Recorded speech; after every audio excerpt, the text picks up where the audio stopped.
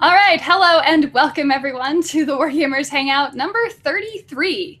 Not only did I have massive technical difficulties, which made this show amazing, but Dan totally ditched me tonight, literally to go hang out with his mom. Dan, what are you doing? He called me, or he messaged me earlier. Well, he's a terrible son, basically. He had no idea she was coming in. So I had to forgive him that. But so instead, we have replaced Dan tonight with Eric and Tom from Counterslam, for those of you following Counterslam. Yeah. Yay. For those of you following the War Machine Battle Reports, you guys do a lot of the streaming battle reports, as I recall. And working on, what are you guys working on now? Well, since we've moved our studio from here at my house to the store we actually play in, so we got over at Saltair Games over on the east side of Indianapolis, and we've had a number of we had the store owner build out a room basically that has it's gonna have its new gaming computer which he just got, so we're gonna hopefully get everything hooked up and we're gonna try to get a game in on Saturday, but then he got this rig for the cameras and stands and all kind of, I mean, it looks really some sharp. pretty cool lights too. Yeah, really good microphones. So yeah, no, he put a lot more into his studio than I did mine, so it should look pretty good. And it being at the store too means a lot more people have a chance to be on the channel and show. play. Yeah. So we'll have a lot more variety of factions. We do have a couple of Grymkin players, which I'm pretty excited for. Yeah. So we have just about every faction at the store. Yeah. So Very cool. Very nice. Now, you guys are going to Gen Con this year? Oh yeah, it's in our backyard. Down the street from you, yeah. I could almost throw a stone at the convention center. So. I am not. Yeah. I'm getting married instead. So, yeah. Oh well. That's just poor priorities, planning. Man. Excellent. Yeah, well, so we were going to talk about Grymkin today, kind of get an idea. I've now played as Grymkin and played against Grymkin, one game each, and then you guys have to an extent as well. Now, have either of you actually played as Grymkin before?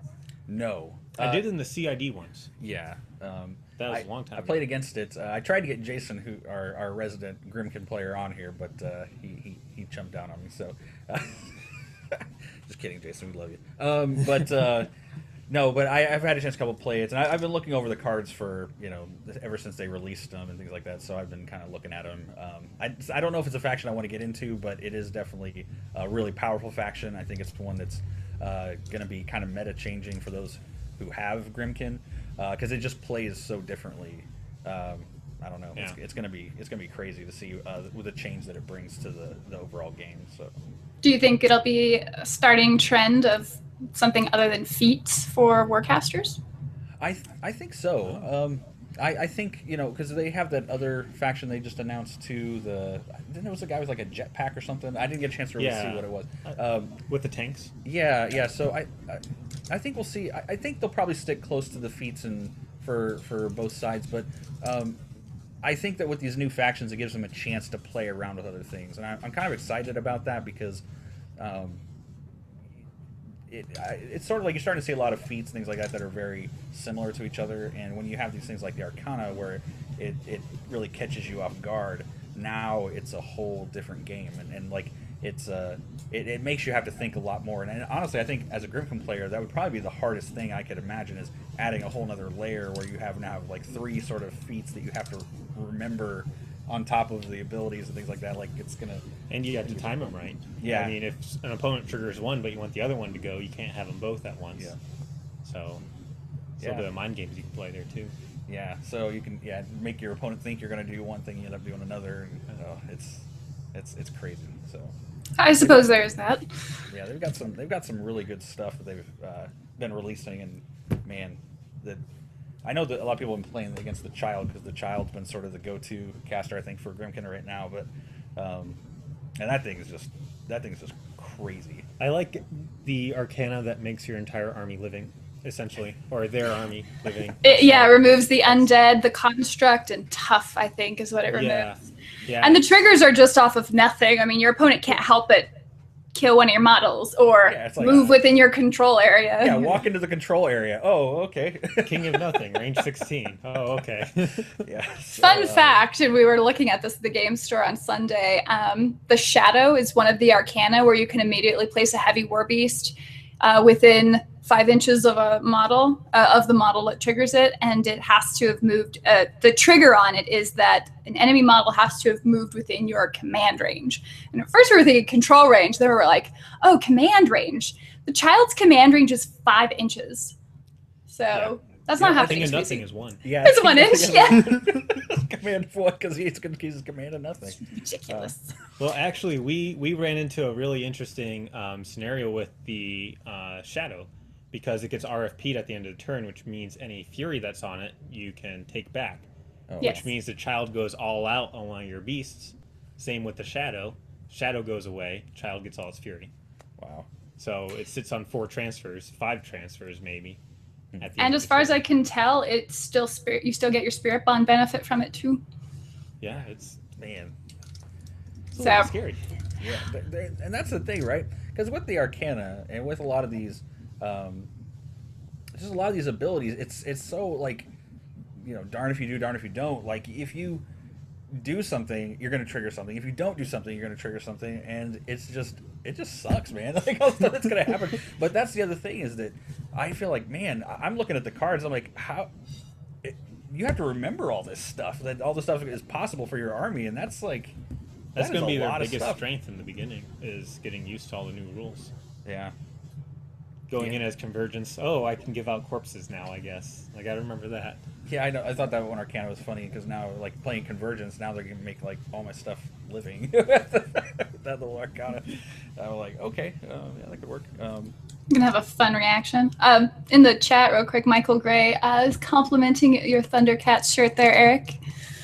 Oh yeah, Thundercats, man. They need to do a movie. I don't know what they're doing.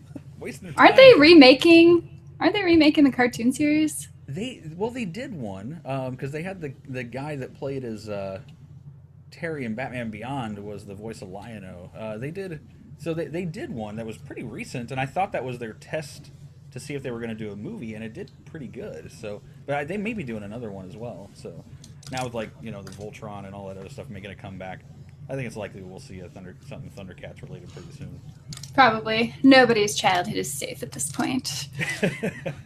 For our audience, has anybody here played Grymkin yet? And if so, I want to know what you guys think of it. Because I've played one game with them with the Bump in the Night theme force, which was very powerful. And then I've fought against Grymkin. I've fought against the child with pretty much the same Bump in the Night force, but it wasn't a theme force. And so it was, just 50 points with the child. And that infantry was terrible for her.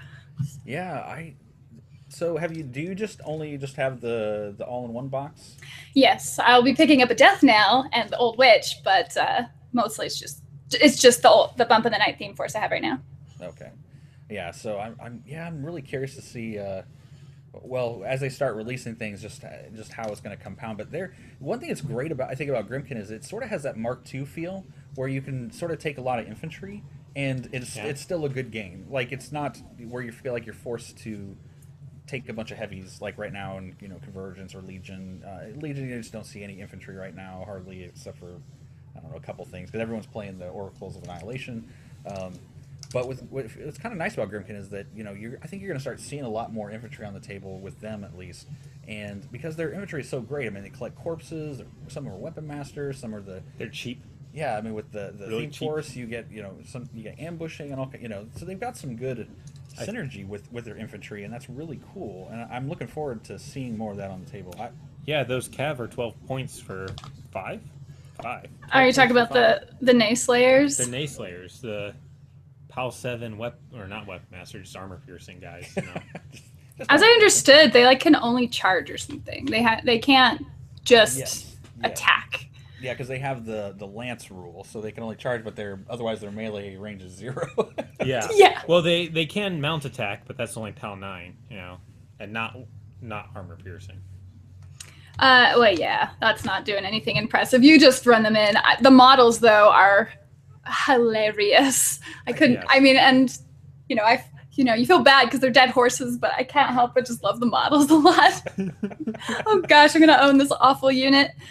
So Yeah, the Glimmer Imp, what a hilarious model. He's got a spoon and he runs around, he scares you, he drops your defense and doesn't auto point, just gouges out Gets your eye eye. blind. Gives you blind. why is your eye just 1 hit point? Ugh.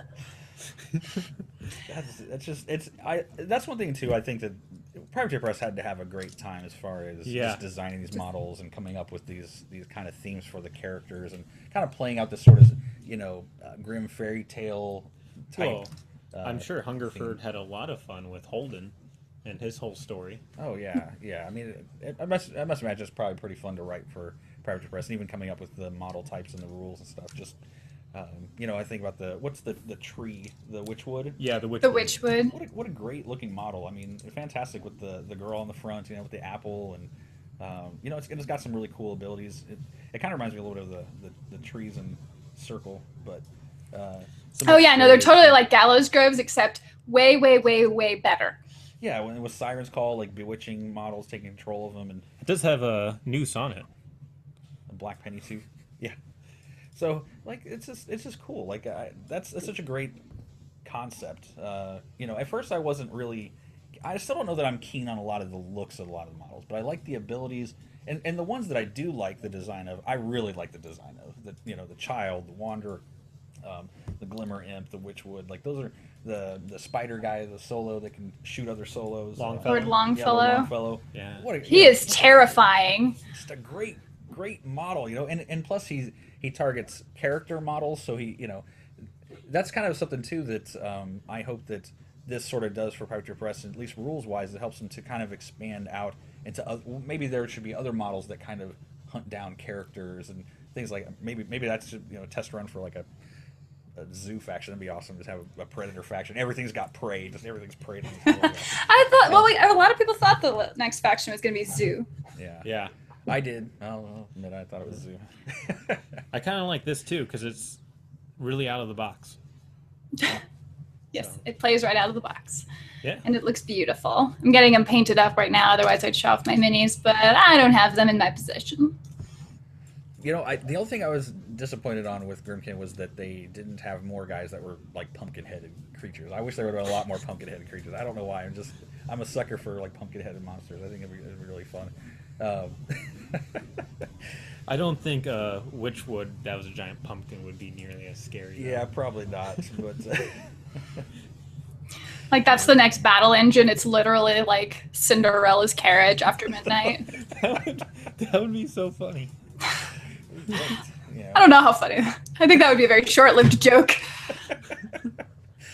I like the new troll battle engine too. It's like a giant keg running around and like I know the at least the rules they were testing had like all models within 3 inches or something like that were stumbling drunk or something, which is hilarious. Well, they have that in this one too. What's this? The Madcaps. Oh, that's right, the Madcaps. Yeah, the Madcaps is a distillery on the back, and then the trolls have a battle engine because bigger is better.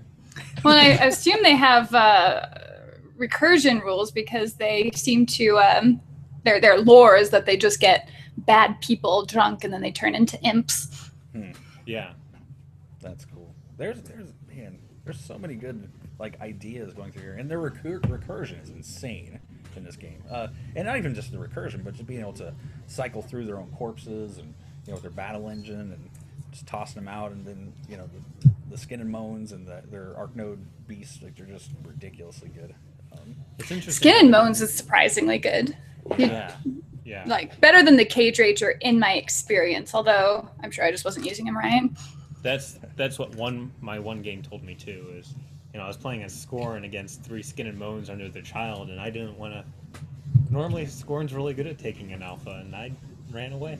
Yeah, they. I played a game against Jason, who was playing as the child, and he had, I think, 3 Skin and Moans. I killed one early on, and then the other 2, by the time they got to me, were full-on corpses, and they were ridiculous. Yeah, Power and Strength 23, I think they get up to. Wow. Fury 5 on that one Arcana turn. Yeah, because you get the extra Fury. Yeah, because they get 19, right? +2 for Enrage and +2 for Abuse. Yeah. So 12-inch threat, Power and Strength 23, 5 Fury. Mat 7. Huh. They're good. Just throwing in some statements from the audience. Got a bunch of people here. Of course, there's plenty of interest for Grymkin simply because of Old Witch 2, which admittedly has got me very, very excited. Michael Gray mentions, he said he'd be interested in playing them mainly from the looks aesthetics point of view rather than the rules. I love how they look in the backstory. Now, do you guys, what is your thoughts on like the backstory versus how the game, like how they actually play in practicality? I like that they tie to Menoth in the way that they do, that they're sort of the outcast, like the people that have been hunted by, you know, and that they're kind of coming back for revenge against Menoth. Like that's a really cool like aesthetic to the story. That's a pretty neat. I'm curious to see how they play that out in the books and things like that too. Well, from my understanding, Old Witch and Wormwood are kind of buddies in that they're just ageless. So I wonder if Wormwood will maybe play into it as well, if he's going to try and destroy civilization. More chaos. Wormwood's just a jerk. I would love to see the like more fluff with these guys too. And I know don't they have a book out now, or they've got one coming out? Something like that. Something Harvest, I think. The Wicked Harvest? You're talking about the faction book? I don't know if it's the faction. I thought there was like a storybook that was coming out with them too. I don't know. The faction book like reads like a storybook. There's a ton of tales in there. Oh. I wonder if it starts with Once Upon a Time. I'll bet it doesn't end with Happily Ever After, though. No, it doesn't. All new war. Yeah, exactly. Oh, jeez. There you go. And someone asks, let's see, have you read enough into the Grymkin book to see if they have any room to include more Defiers? I personally don't know. Yeah, I don't know either. Wasn't in the Holden stories, like, they only listed a certain number of Defiers?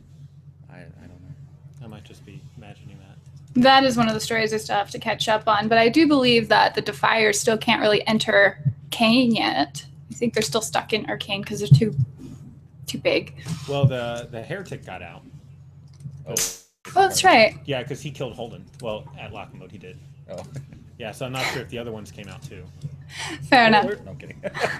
Hope you weren't waiting on that tale. Thanks, Tom. Quick, put a spoilers before this video. No. Do you think Grymkin will get a gargantuan? Ooh. No. Never? They're only going to be limited release. This might just be the only release for them.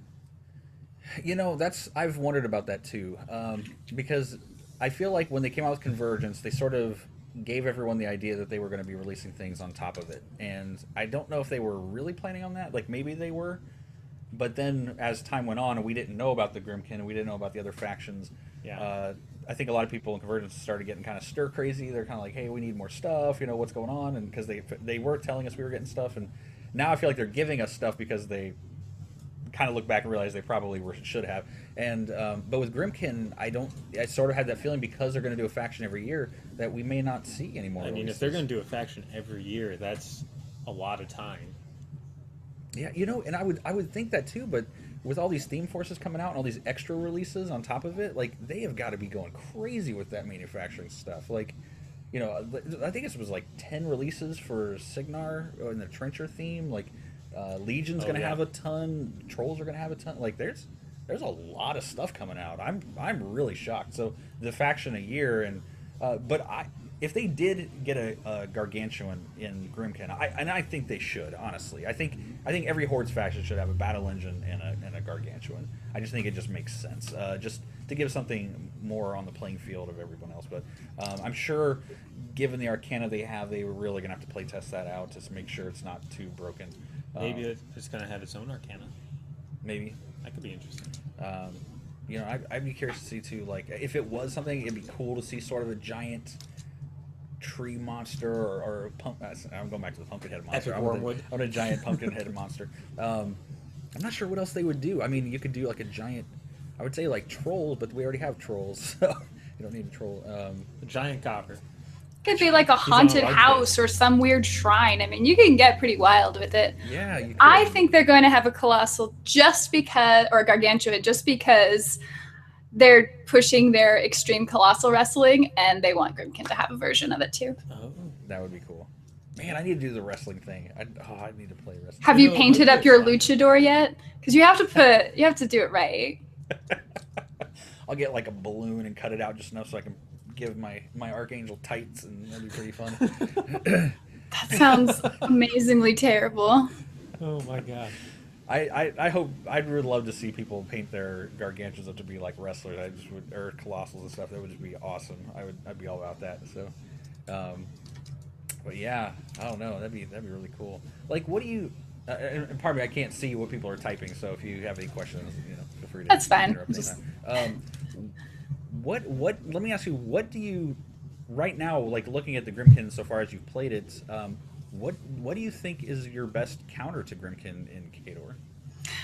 Well, when I played a list against them, it was just literally one that I had sitting in War Room, and it was a defense skew list with Irisk 1, Kayazi Assassins, and Eliminators, some Widowmakers, and then like a Juggernaut and a Grolar. I mean, it was a fairly simple and typical Khador defense skew list, and it decimated because a lot of the Grymkin stuff is Def 12 or Def 11, and anatomical precision denying tough or automatically causing a wound if it fails to exceed armor really chops down a lot of the hardiness of Grymkin's infantry. As far as the beasts go, it was kind of a newer player, so it would be unfair to say that like I really earned that win too much. But so there wasn't a whole lot that I had to deal with the beasts. They could have been a lot more scary, but their infantry is actually fairly easy to handle, I think, as long as you have a way of denying tough. It's interesting because that sort of plays into their hands though, because I feel like the dread rots are just sort of there to die, and then power up skin and bones or whatever else. Yeah. But they have to kill something and get a corpse token. token. It has to funnel through the battle engine, because the battle engine is the only thing that can give out the corpses to the Yeah, now the Death Knell, and I haven't fought against the Death Knell yet. That one sounds like that's the linchpin for the army. Like that needs to be in every list. Yeah, that's pretty good, because when I was playing against the child with 3 skin and bones, they only go up to a 12-inch threat range. They don't get any higher than that, which is respectable, but you look at something like Circle or even some Scorn lists, and you get something much higher than 12 inches. But what they do have is they have lots of little dread rots that you need to clear out. And they have all those, I forget what they're called, the gremlin swarms, the medium base corporeal guys. Yeah. You can pack your gremlin swarms around your dread rots. You can charge out of them because they're incorporeal, but no one can reach you because there's no landing zone. Oh, weird. So they have really good buffers. And I think that's going to be the thing that really, like Jason and I were talking after the game we played, he only had 1 unit of dread rots, and they didn't really die too well, so they didn't get the corpses they needed, and so he was power 16 on his skin and bones for a long time. I think they're going to be sort of Scornish in the way they have a really strong counterpunch. They don't have too much threat, so someone comes in, kills some stuff, gets your corpses going, the Death Knell hands them out, and then suddenly now you have power and strength 23 skin and bones. Yeah, you getting the alpha on them can power them up for their counterattack. Yeah. I'm not sure. At the same time, if you get a good enough alpha on them, their counter can't be that great. I don't know.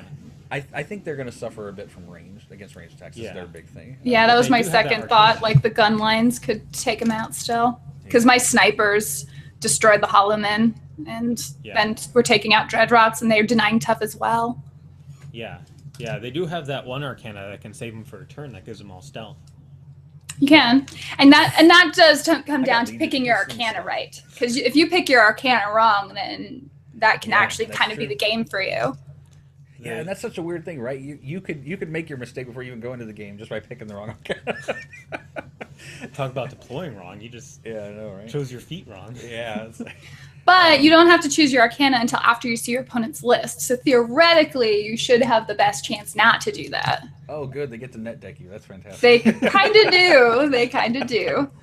And that's kind of one of the interesting things about Arcana. I'm just going to step all over what you're saying now. I'm sorry. But I was going to say that in keeping track of the game from that perspective, it can make it a little more interesting on your opponent's turn to wait and see when you want to do your Arcana, just because, I don't know, it maybe keeps you a little more invested in the game instead of necessarily plotting your whole next turn. You're kind of like plotting your whole next turn starting in your opponent's turn, I should say. Does that make sense?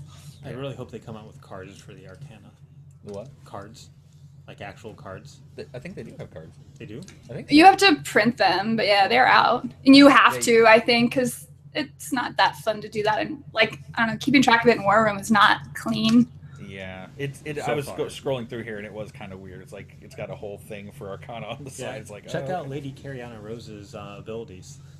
Mine never likes doing that.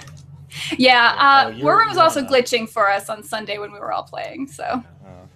Yours is fine because you can see both at once, Yeah, but yeah. mine freaks out.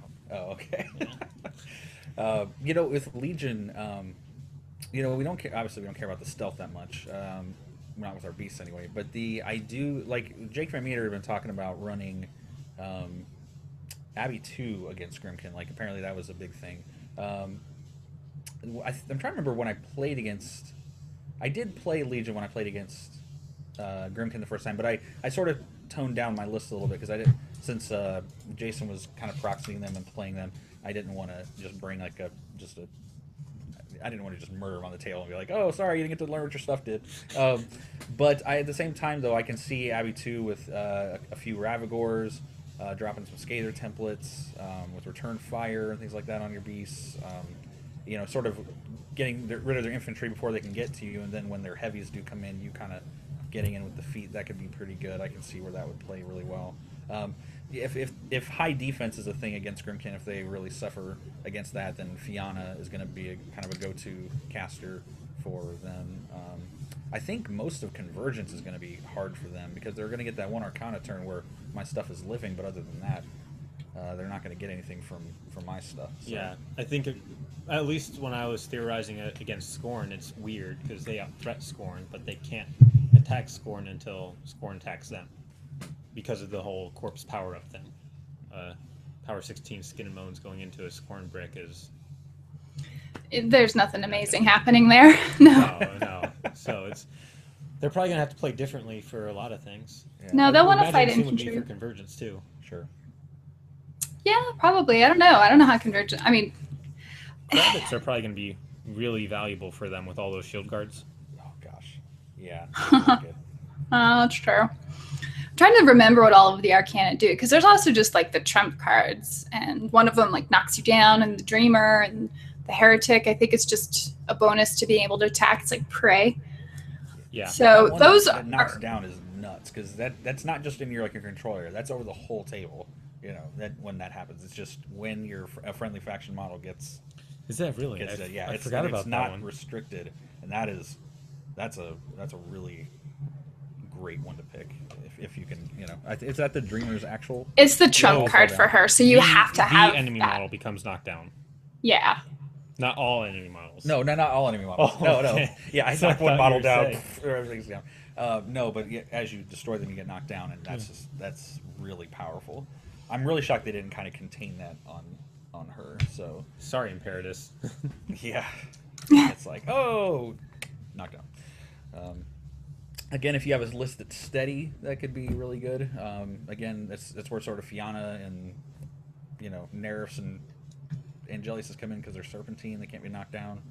But I think they might do really well into those lists where they have the one crucial thing they have to do, and then that's what either makes or breaks the game. Like when I was playing Xerxes 2, it was usually if I could get that one stranglehold off, then I'd be set. And they have that one Arcana, that spell you just cast didn't really happen.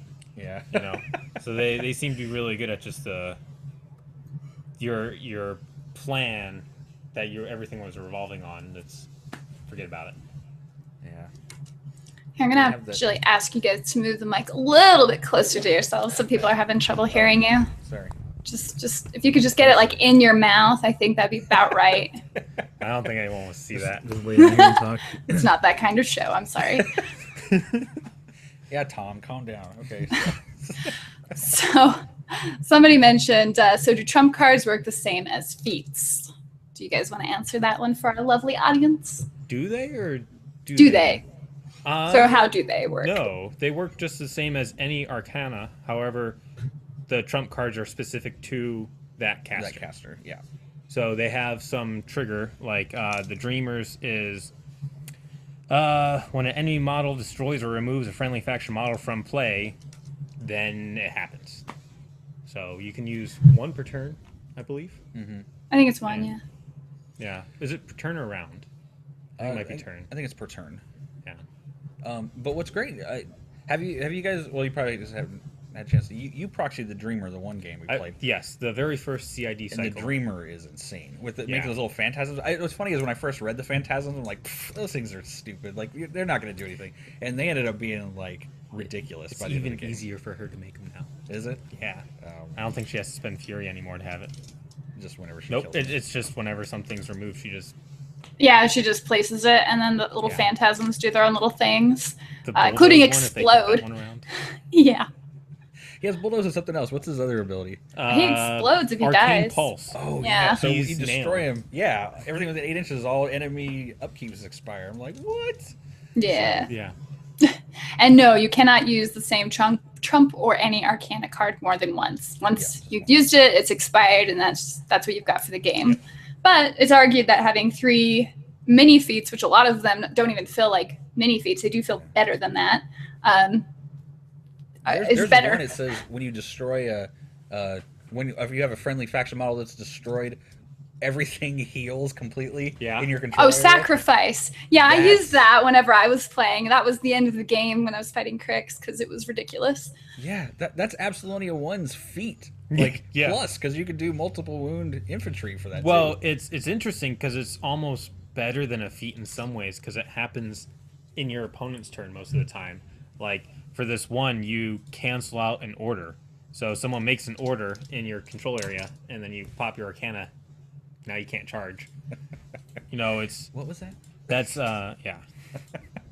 Like it's really cool the way they do it. No, they did a really good job with some of the. I mean, sacrifice, in my opinion, seems really overpowered just because that's your warlock, that's any of your beasts, and yeah, it's your multi-wound infantry. It's a very Grymkin faction model. Period. You're like, wow, that's crazy. I know that stuff is. I mean, but that's. I like the one where you can make terrain. I think that one could be really fun. Which one's that one? That is Desolation. So you can play it when a model advances and ends their normal movement into your control range. And it can either be Acid Bath, Burning Earth, Forest, Hill, Rubble, or Shallow Water. So what I thought was kind of cool with that is you could take a gunline list, right? And if the opposing warlock bunkers up and moves up, you could put a hill on just it. So it elevates her, and now you can see her over the bunker. Just little things like that. Huh. That sounds like... and it says you can choose when to remove that AoE from the table at the start of any of your turns, so you can just skip and play. Like, you set people on fire, because that's Burning Earth. Corrode them. Make a forest at a really bad spot. Like There's a lot of things that can get around a forest. How big is the forest? 4 inch. 4 inch. Yeah. Or rubble, I'm not sure why you'd want to do that, but... Well, you get cover being in rubble. Yeah, I guess you could use it more defensively. If you had, Pathfinder, you can just sit in the rubble type thing. Yeah. It's sort of like an old well, you center on the enemy model. Oh, is it enemy model? So that's... Maybe if it charges you... Or if it doesn't have Pathfinder, it slows it down. So. Oh, yeah. It's... I don't know. It's interesting. So Kevin asks, do you think, then, that sacrifice will be a staple of every Grymkin list? Ooh, that'd be... I think if you're playing...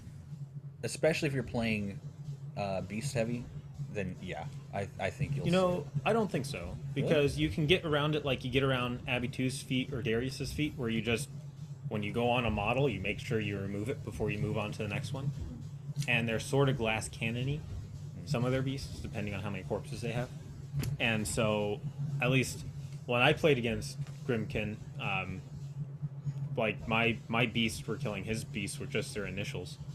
and so he never got to use sacrifice. Oh, what I can tell you that it ruined my game, one of my games I played. So, like that one, I destroyed.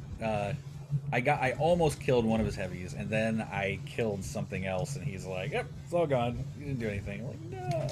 Yeah, and I think that's the most stinging for the opponent if you've like almost killed something, or because for me, I got charged with Banes, and it was on my Cage Rager, and the Banes did a lot of damage to the Cage Rager, but then they also managed to kill Lord Longfellow after I got Gorge Shade to like 4 hitboxes with his 2 shots. And so because he died, I could do the sacrifice move and just wiped out all the damage on everybody. And it was it's kind of like a tilting move, you know, because your opponent's just like feels That's really. what a lot of these Arcana seem like. They should just be called tilt cards. Yeah, right. I like that. Table flip cards. Okay. Yes, indeed. So the Arcana is interesting. I do think sacrifice is a very good auto go-to while you're getting used to the faction. So I think everybody will get plenty of practice on how to deal with it. Yeah, definitely when you're that's one of those really good just beginner Arcana, I guess if you want to call it. Like the other ones, I could see them being useful in certain areas. Like I know I would love to play with that terrain making one just because that seems nothing else can really do that. That might feed into the next question because Kevin was also asking, do you think there might be a dump Arcana, one that seems too niche or situational that no one might take it? Because that one does seem like you kind of have to have a specific situation in mind. So, I mean, I guess there's some that I wouldn't ever use just because they seem too boring for my taste. I grew up as a Coven and a Scaverous player, so I don't like just bland things. So, like this really good one where everyone gets -1 to attack and damage rolls. Psh. You know, that's a good one. I don't think I'd ever use it though. But about the one that gives you +1 to attack. Yeah, and they do have like they all seem good. Who is it? Who's got the one where you get the +1 to hit and damage if you kill something? Lady Carriana Rose. Yeah. So like, and to me that's where like a lot of these abilities like stacking and stacking. So, like you have to remember all this stuff on the table. Like even the -1 to hit and damage, I would play that and forget that I even did it. Like people would start attacking me and I'd be like, I'd get halfway through the turn and be like, oh. Yeah. Yep. Oh, my dread rots are still alive. Yeah. Well, then, so here's a question. Do you think that the Grymkin is a good faction for somebody who's already familiar with, Hordes or War Machine and wants to pick up another faction? Or would it actually be a good introductory faction to the Hordes and War Machine IP? I don't know if I feel like it would be a good introduction faction. Well, the thing is if you only had Grymkin and you, like, only knew what they did, watching other people play would be very confusing because they don't do all the cool stuff. They don't have the same Arcana everyone else. It's sort of like Convergence, or people playing Convergence, like new players, because learning the focus induction, because you see your opponent power up and you're like, does my stuff power up? Like, no, it doesn't. You know, it's like sort of having to explain that. It's but maybe it's one of those things that if you jump into the game and you're learning at that, then that's just something your faction does. It's not, you don't have any hard and fast truths to the game. Yeah. So maybe there's an advantage there.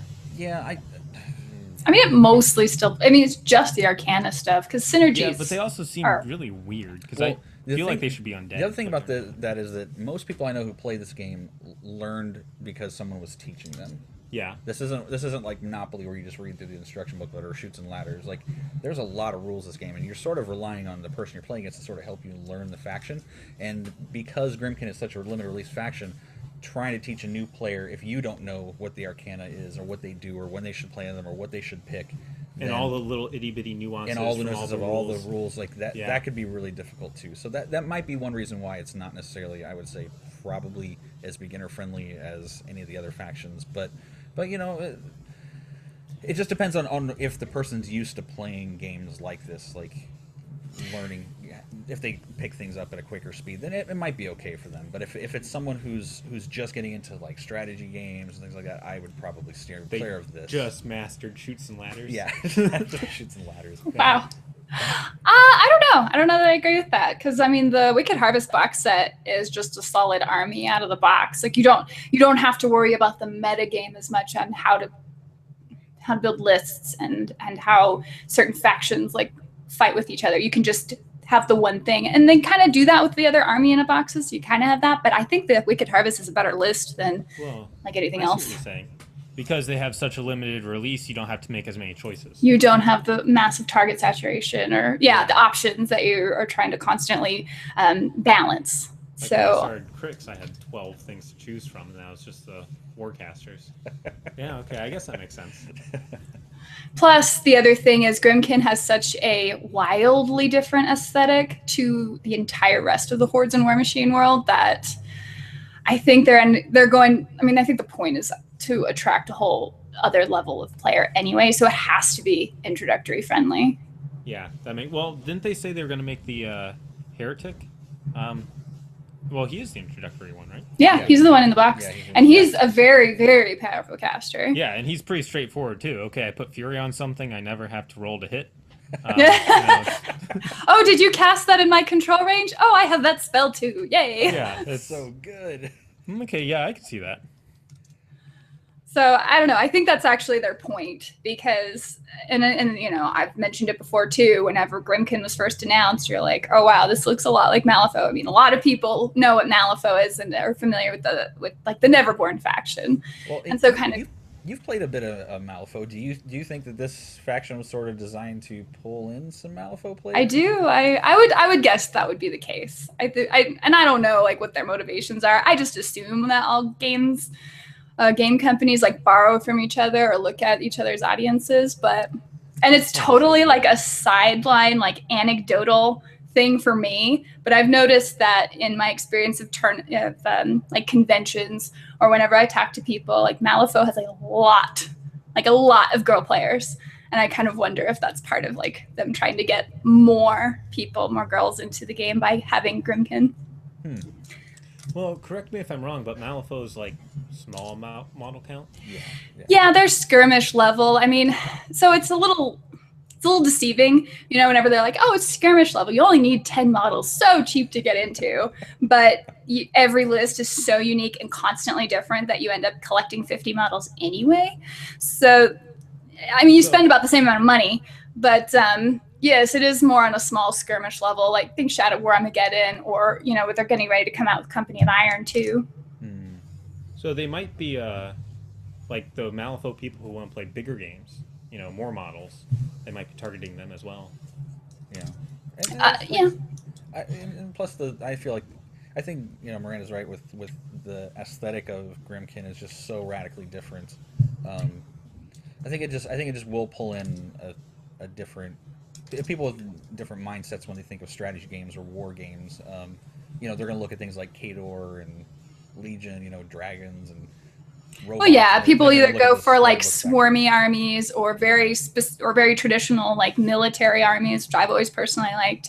But Grymkin, you know, that dark, sinister, you know, twisted look is unique. I mean, I think a lot of people who got into Hordes liked Circle a lot for its aesthetic because it had the cool druids and werewolves and Tharn and all that stuff going on for them, whereas a lot of the other factions are kind of, I don't know, more straightforward. Like Trolls is really pretty, but like Legion always seemed to have a very weird art direction. I don't think it turned a lot of people onto it. And then Scorn, kind of had a similar problem. Yeah. And then we got Tentacly. I don't know. That was weird.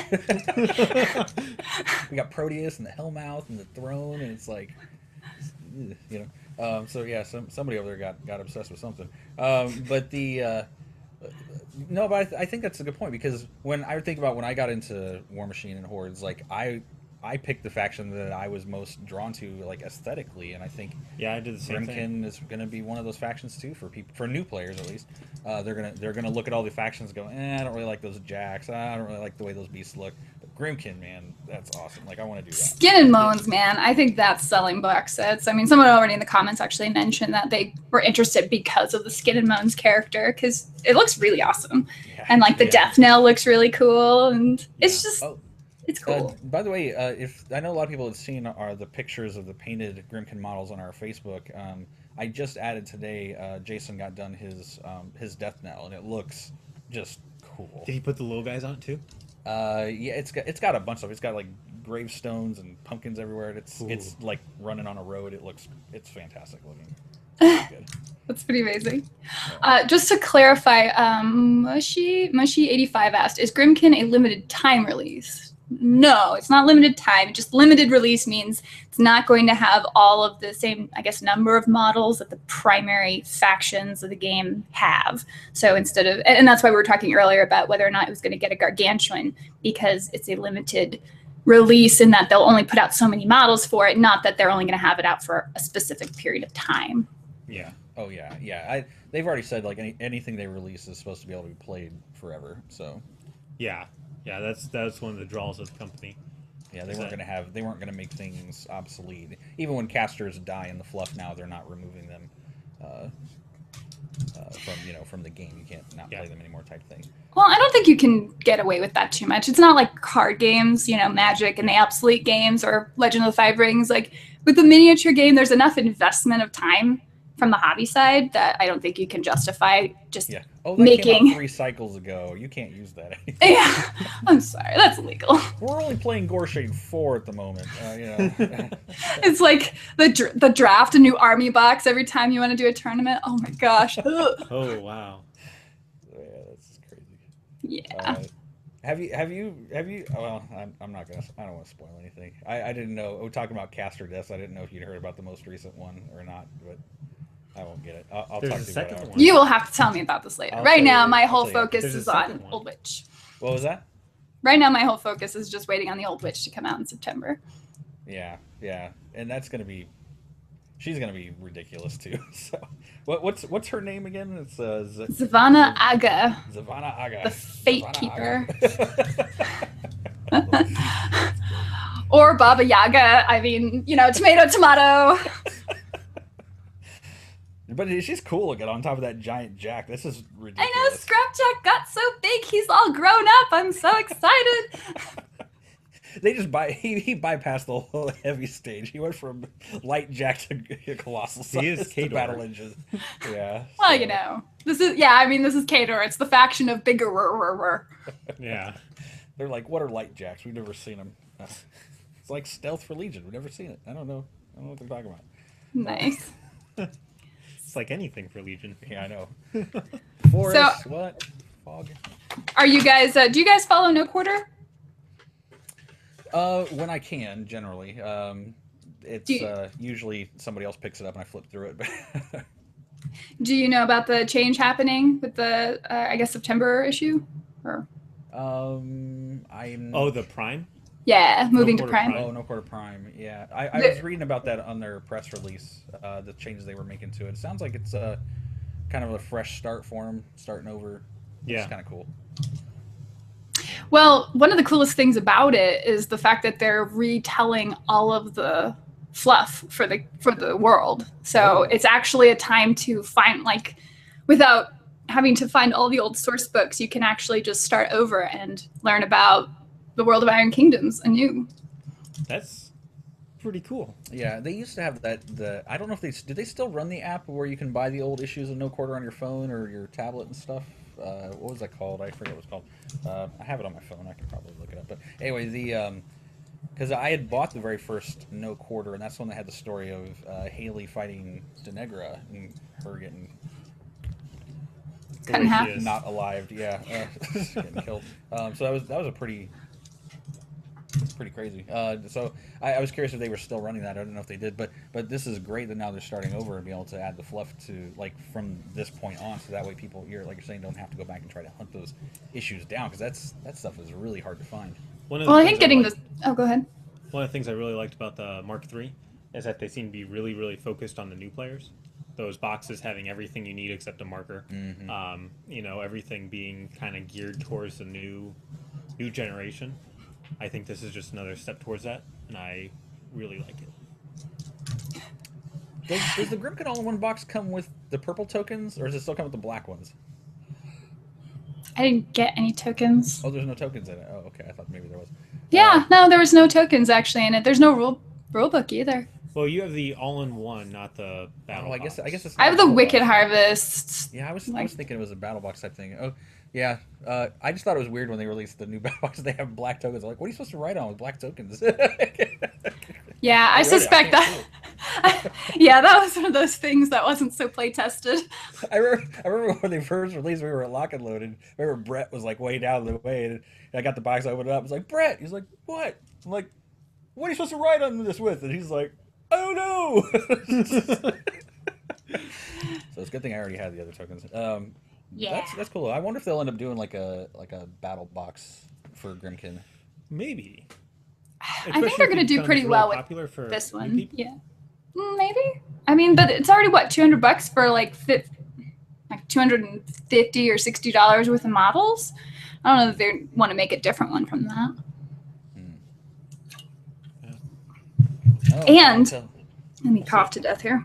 maybe they could be also waiting for the other casters to release, because they obviously with the all-in-one box being the caster they have, the Heretic. You know, maybe it'll end up being like the Wanderer or something, you know, silly. I hope it's not the Wanderer. I can only handle so much Starcrossed. Maybe the Child or something. I don't know. That'd be kind of interesting. But well, the Child would make sense because that would be beast heavy, because they give you a lot of infantry in the all-in-one box. And I don't know enough about what all the casters do to really know what they want, other than the Child wants a bunch of beasts and really doesn't do anything with infantry. And then the Heretic's very well-rounded. Yeah, King of Nothing is disgusting. King of Nothing and Wanderer are both really good. I like the King of Nothing. Yeah. He's going to be fun. His stats are really low, too, though. He has 14 hit boxes and he's a 14-14. He's Command 1. He's got Fury 8, but... Well, I was just looking at it. So he's squishy, but he's really good. You can get to some crazy places, because what are those things called? Murder Crows that ambush can run 14 inches on from the side. So King of Nothing can Sands of Fate over to one, Ashes to Ashes, all the support models, Sands of Fate back over to in front of the army. Those guys, those Murder Crows, they remind me a lot of the Blight Blades from Legion, just with the ambush and sort of the melee-centric stealth Pathfinder, like that has a very similar feel to that. They have Prey too. Yeah, it's one thing they definitely have over Blight Blades. Blight Blades don't have Prey. But nice. Yeah. You know, also because they were talking about all these, they're sort of playing around with the idea of, well, I guess Grymkin don't really have access to anything as far as mercenaries go. There's that one guy, the CID. Oh, the one guy, yeah. He's changed a lot, though. I can't remember what's that guy's name. I don't remember. Have you seen the solo that they're sort of playtesting around that works for every faction? I know people are talking about it. I don't know what the one is, though. Oh, what he is? Because he's got like all kinds of really cool spells. Yeah. But he's got Puppet Master, and he works for every faction. So. Oh, jeez. Yeah. Including Grymkin. Including Grymkin and Convergence, which is kind of cool. So. Yeah. I've noticed that Mark III hasn't been all that mercenary friendly. Like, you want to stay in faction pretty much all the time, at least from my perspective in Khador. Yeah, it sort of feels like that they're talking about like trying to play around with expanding that so that people want to take more mercenaries and minions, which is really good, because I would love to play. I don't play any minions right now in my Legion, and I wish I did, because they have some really good options. It's just because they're not friendly faction, I don't get any benefit. Well, you can't take them in theme, and I just did a whole bunch of like, I guess, meta research, because we're going to a tournament soon and we kind of want to be prepared. There were very few not themed lists that ranked high. Yeah, like almost all of them were.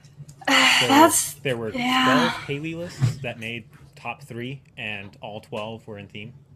No, that's one of the issues that Dan and I have talked about in previous editions, just since they dropped theme forces, is that the amount, since every theme force just adds free models, it's just foolish to not play in theme, and so it almost seems like it's worth separating those kinds of lists out.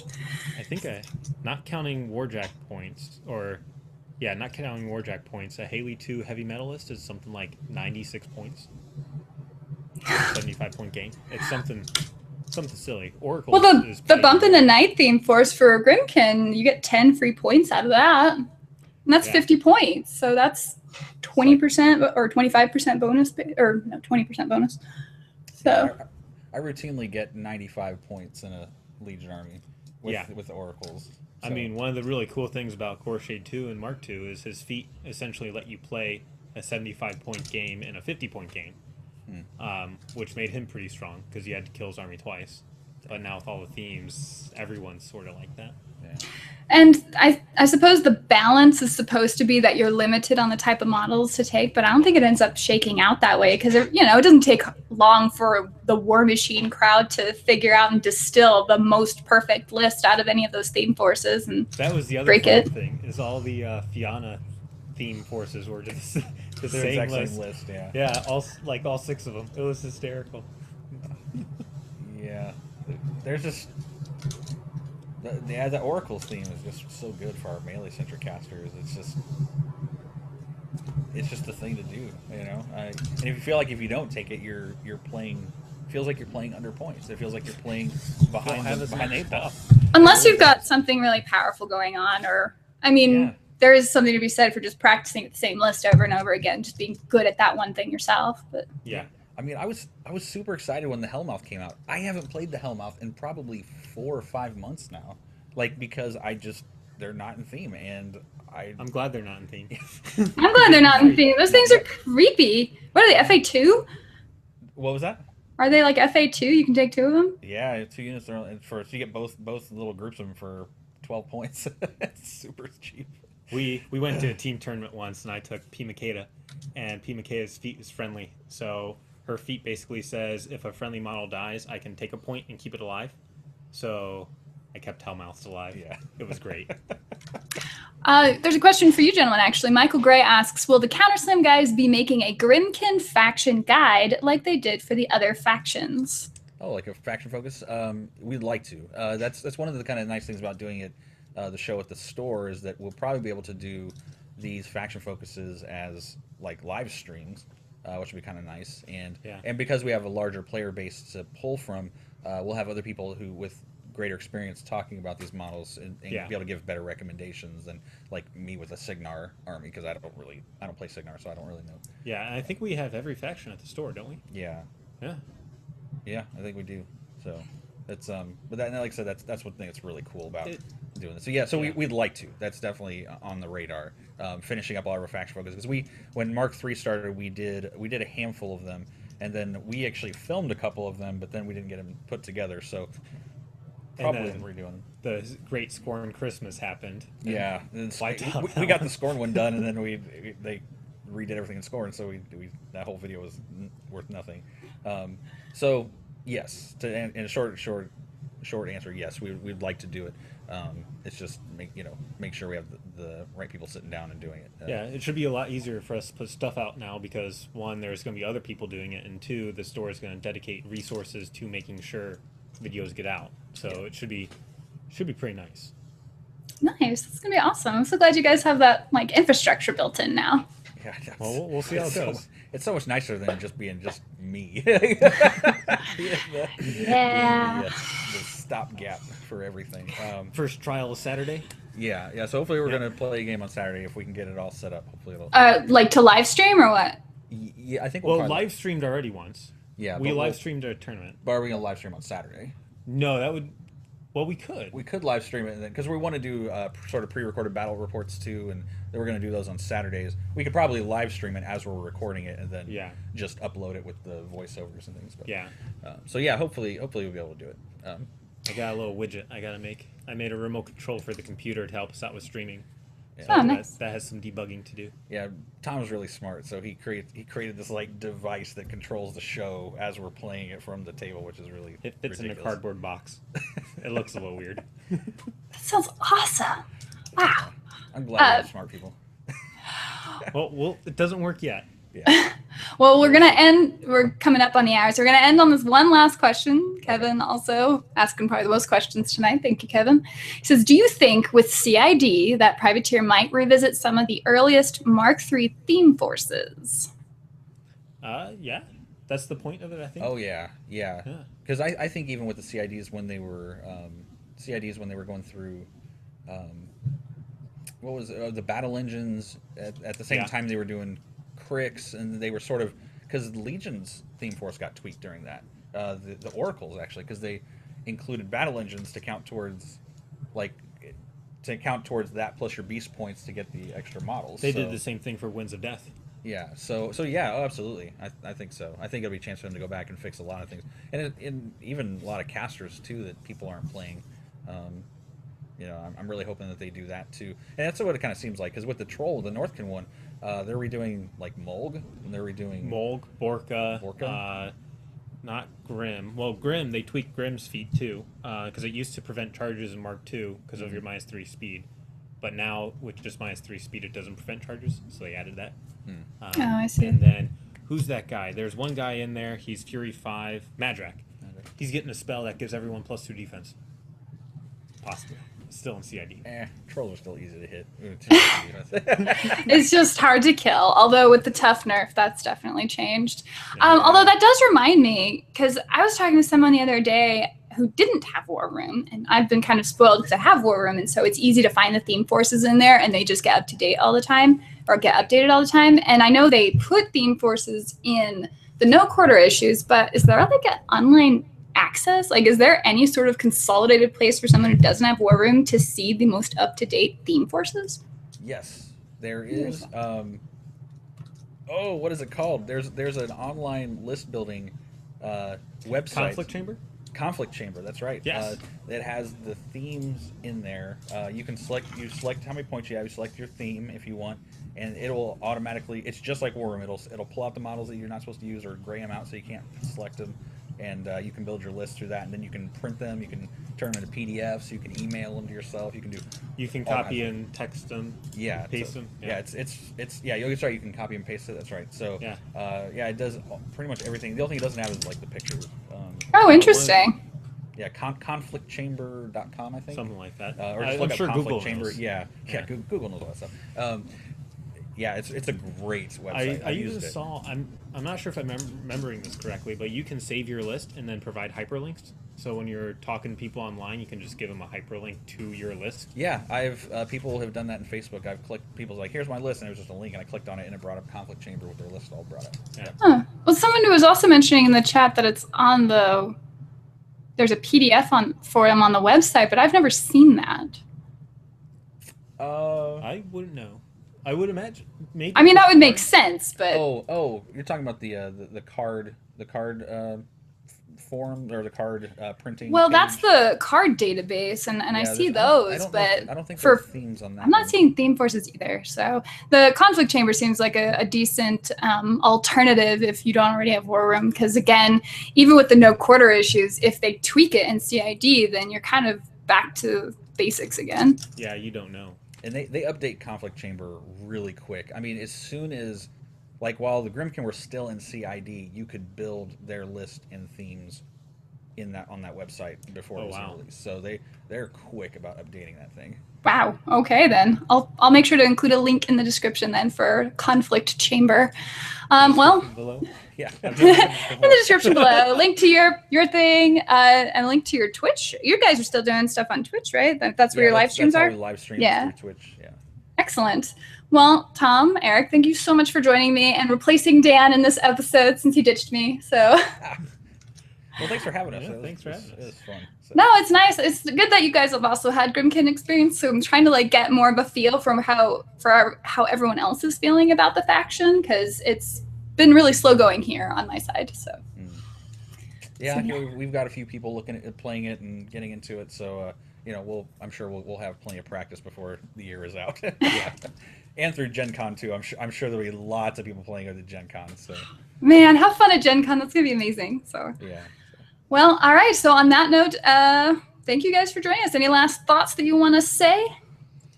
Nope. Just anybody interested can find us on Facebook under Counterslam, and check us out on YouTube. Again, all Counterslam. Just anywhere you can type it in, we'll be there. The word Counterslam. That's all you need. Also one last thing. We still need to get a game 3 in on tactics, because we're at a stalemate on one-on-one. Oh, you're right. We should. You won one, I won one, so we got to do a tiebreaker eventually. So. We should definitely fight some more. That's always what I like to do with my friends. So. All right, thanks for having us. See you guys. Have a good night, everyone. Bye.